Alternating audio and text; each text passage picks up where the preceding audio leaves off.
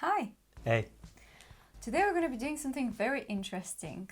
I'm going to be talking about some things that I found curious when I joined the Black family.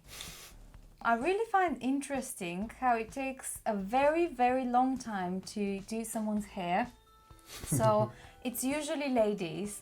So I have seen Phil's mom and sisters. There are three ladies in the house.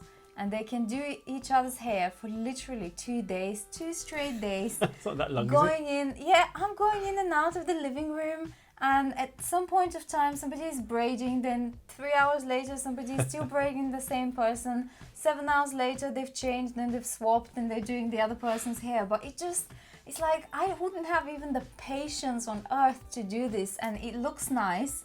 And it's nice how you can really change your look so much by just like doing some kind of a different hairstyle, adding some braids or adding some extra hair. That is really interesting to me. It looks really nice, but it's just the amount of time that you can spend on this. It's crazy. I just didn't know. I didn't know. What about my hair? Yeah, your hair is very easy. I thought when you mentioned that point, I thought you were going to mention my hair because I like to, well, I've always been trying to go for the wavy hair look. Okay. And to get that, you have to brush the hair. You have to constantly brush it and brush it and brush it for the hair to get wavy. I've never managed to get that look down to a T as yet. No, because I know that you also have to sleep with a certain cloth around your head so you don't mess it up. So when it comes to hair, I think in Black people, it's like a whole topic, a whole business, a whole industry on its own. I would also mention here speaking patois.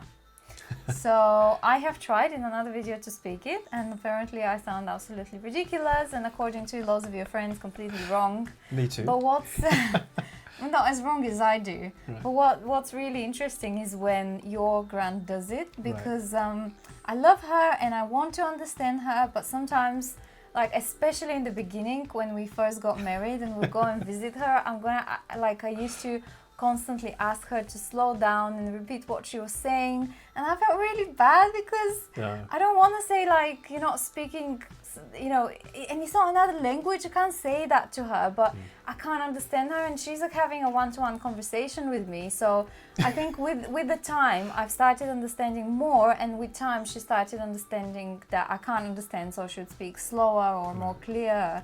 But it's just so funny, like sometimes you'd hear something that is completely like, you know, I don't know, like she would be talking about cooking and maybe I'm hearing things about aliens. It's like, you know, completely not understandable. But it's something that I definitely want my children to be able to understand and speak. Right, okay. Noted. Okay, so a very funny one is the first time Phil put baby oil on top of his head. I thought that he has mistaken the bottle with something else that he purchased, some other hair thing for his hair.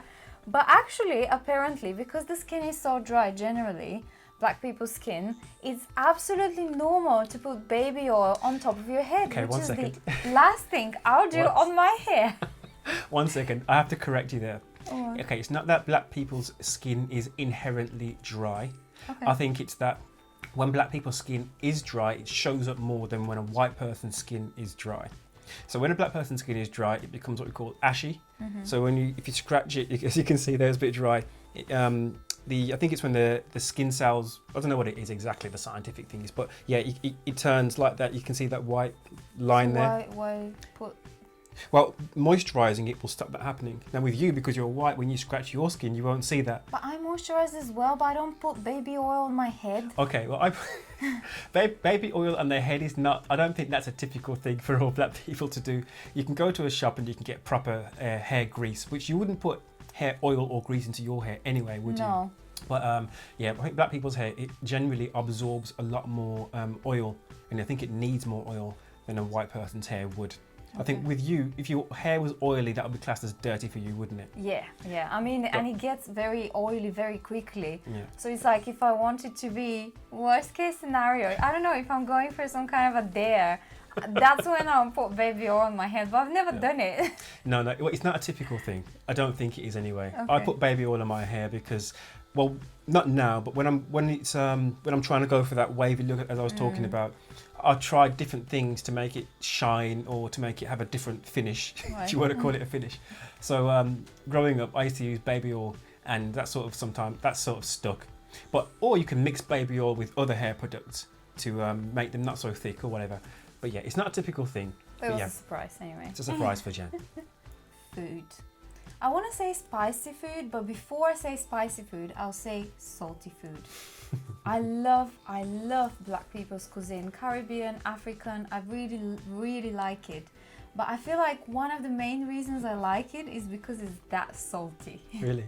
Yeah. Have you not noticed, like, since we've tried to reduce salt, we've been to functions, family functions, where traditional food would be cooked, and he can't take it because it's too salty. Now, Bulgarian cuisine is quite salty, but I still think that Caribbean and African cuisine beats the Bulgarian saltiness. Yeah, and spiciness as well, yeah. And spiciness, definitely. Again, I love it, but I'm feeling like it's taking me years to build up to the level that you can tolerate.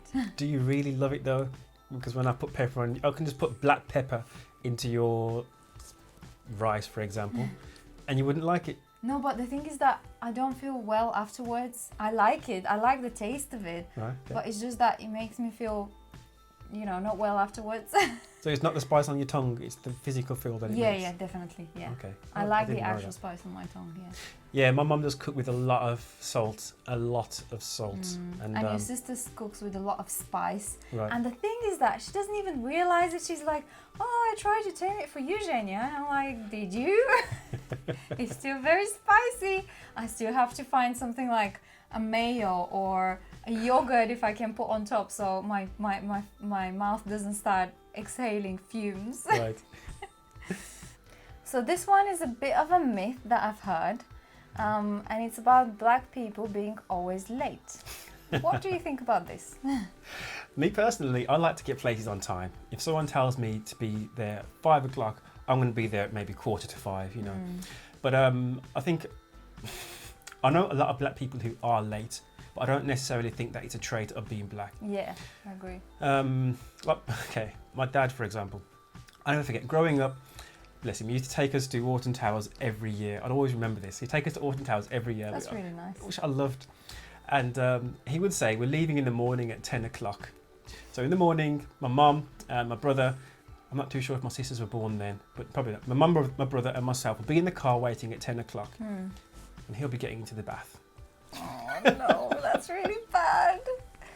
And There's he that. probably doesn't think it's anything strange, does he? Just I don't know what he's thinking, to be honest. I think with all people who are late, because I have a very good white friend who is constantly late, and I think it's almost like in their head, time works very different. It's like a different concept.